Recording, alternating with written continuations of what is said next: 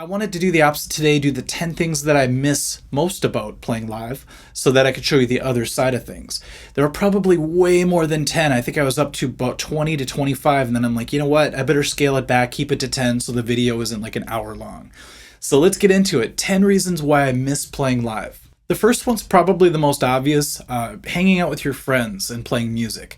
So it's a great feeling when you get older, sometimes you lose touch with your friends. When you're a kid, it's easy to hang out and you don't even need a reason to hang out. You just do. But as you get older, people start to grow apart a little bit. Life just takes you in different directions. So music was a great way to keep us all together. So whenever I'm in a band, I try to be friends with everyone in the band or form bands out of the friends I already have. That way it feels more like we're just hanging out. It doesn't feel quite as much like a job. So it's a good feeling to go, you know what? Tonight I get to go play music. It's also with my friends. So it's just like this added bonus that makes everything so special. I miss the energy that you feel when you play live. Now, a lot of people think I'm just talking about the energy of the music and the excitement of the crowd and all that stuff. That's a huge part of it. Like, I'll never forget when we started playing for bigger and bigger crowds. Starting all the way back to when we were 15 and played the junior high talent show, we had 600 people watching us, and just feeling, the force of when they were clapping and cheering and screaming, it really changed our DNA, and it kind of made us addicted to that feeling. And then as I got older, I played in so many different situations, but I was lucky enough to play some stadium gigs. And I can't describe how that feels when you're on stage and you hit a chord and the whole band is just super loud and huge. And then the audience is just as loud, if not louder, coming back at you. It's like, the hairs stand up on your arms and you just feel that insane energy. It's almost like getting shocked or something like that. So I miss that feeling, but I also miss the feeling of really connecting to even the smaller crowds. So in the band I was just in, the Heart tribute band called Heartless, when we would play, a lot of people loved the band Heart. So they would come out and they would dance and they would sing along, and it was just really good connection. It felt like there was a lot of love in the room. So that kind of energy is something I miss as well. The nervous feeling you get right before you go on stage, and then the excitement of when you're actually playing and connecting with people. I just miss all that stuff. This might seem kind of weird because some people hate going to band practice. They think of it as work, but I always loved band practices. Early on, it was some of the best times of my life when I was 14, 15, and we were just starting our metal band. And our drummer lived on a lake, not on a lake, but next to a lake. And he had a nice house. His parents were pretty well off, and he had always had a refrigerator full of food. I should apologize to his parents because we ate a lot of their food back then. But we'd go in the basement and we'd practice, and he had all these cool things in his house. And then he moved to a bigger house later that had a pool table, an actual pool, a sauna, and it just felt like heaven every time we got to go there. I felt very lucky because a lot of bands were practicing in dingy basements and practice spaces and stuff, but we got to go to this nice house and hang out together. It was a good time. But also recently we've been practicing with a Heart band here at my studio. And I love the feeling of getting together and honoring a band like Heart and working out the little details together. When you're at home practicing, it's one thing. You can get really good on your own. But there's another dynamic when you get all together in a room and you try to work things out, and then you discover new things that actually sound better than you thought of when you're on your own. So that group dynamic, I miss that when it comes to practicing. Even though I complained about the pay of musicians these days, I said that it's stagnated or even got less because the cost of living has gone up. You're always going to get paid around $100 if you're lucky, otherwise less than that sometimes. And it's kind of weird to see that hasn't changed very much in over 20 or 30 years. But there was a time when I was playing in a band and we were playing every single weekend. And it got to the point where at the end of the month, even though each gig didn't pay that much, at the end of the month, I was looking at some decent money. And I was like, okay, this is enough to pay my car payment, help with a rent, and or even just having extra spending money. So it was great to have something back then to count on that was pretty consistent. And then even recently, even though we weren't making a ton of money, it's always nice to get paid doing something that you love. And when that thing you love is playing music with friends, it's just the best feeling to actually get money for that. I really miss how being in a band gave me the opportunity to meet a lot of great people and other bands and even famous people that I looked up to. And it was weird when we were young and in the metal band, and all of a sudden we were opening for some of our idols. Like, we found out we were going to open for Metal Church and Nuclear Assault, and we had all these opportunities, and it was great. We met a lot of people through that. Had got some girlfriends, some guys in the band did, through meeting people, which is always cool. And then as I got older, we started playing these crazy situations where we played the Twin Stadium with one of the bands that I was in. And afterwards, we were loading out, and Tony Oliva, a famous baseball player, walks by. And the bass player and I are just like, is that Tony Oliva? This is crazy. So we went up. We tried not to bug him too much, but he was super cool. We took pictures with him. And then I was able to play a gig called Jingle Ball, which they had here in Minneapolis back in the day. And they just brought a bunch of pop rock stars into one gig, and then we were opening. So it was great because I got to be backstage. I ran into Avril Lavigne. I walked by, and all of a sudden the guys from Good Charlotte are standing there. It was such a surreal feeling to be backstage. I could be sort of a homebody. Like, I love just staying in my studio and recording videos and practicing and all that stuff. But what being in a band forced me to do was travel.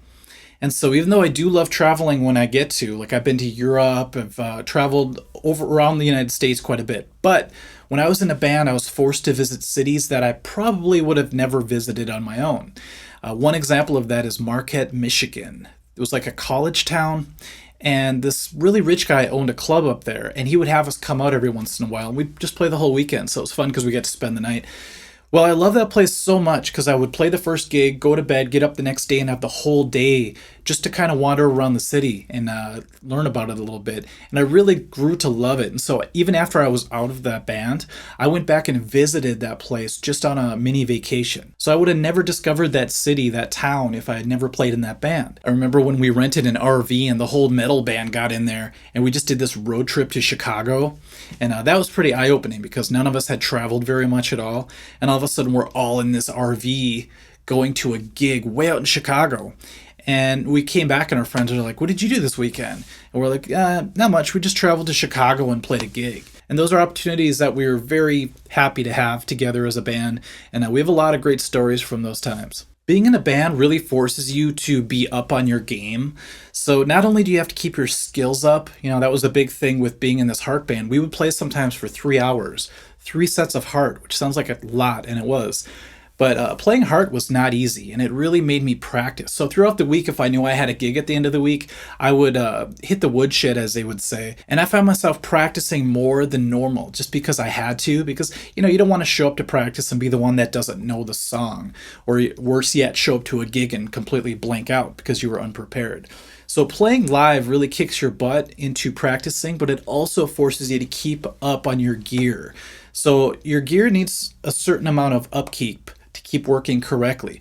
So if you're not in a band and let's say your amp starts acting funny, maybe one of your tubes is acting up, it's really easy just to let that go until it finally does go out. Or if you break a string, you might just go, it's okay, I'll play this other guitar for a while and forget about it. But when you're in a band, it really forces you to keep up on all that stuff.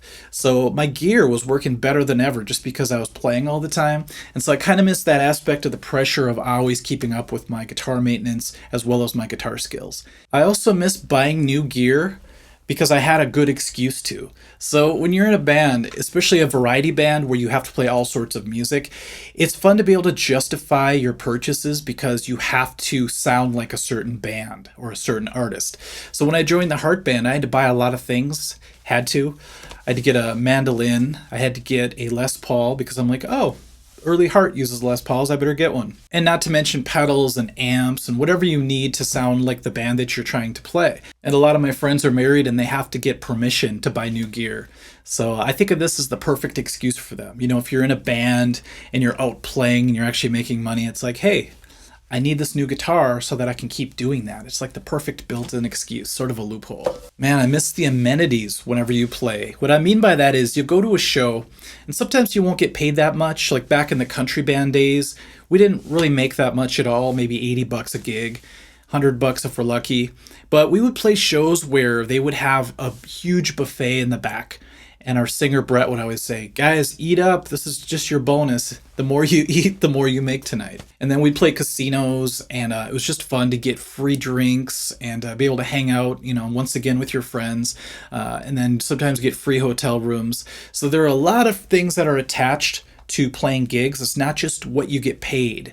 There's a lot of other things that you have to consider when you try to figure out if it's worth being in a band and playing live. And the final thing I'll talk about is I miss all the unexpected skills that I developed through all the decades of playing live. One thing that I picked up on almost just by repetition, just by watching, was how to run live sound. My best friend Christopher, he would run sound for a lot of the projects that I was in, and I would help him set up, carry in the gear, whatever, watch him set it up, start to learn about the ins and outs of live sound. So just unexpectedly, I learned how to start doing that. And then I started getting into the lights because we'd play some venues where they didn't have very good lighting at all. It was just like one light flashing on and off the whole night, or, barely anything. And it really kind of annoyed me because I'm like, a huge part of a band experience, a live experience, is great lighting.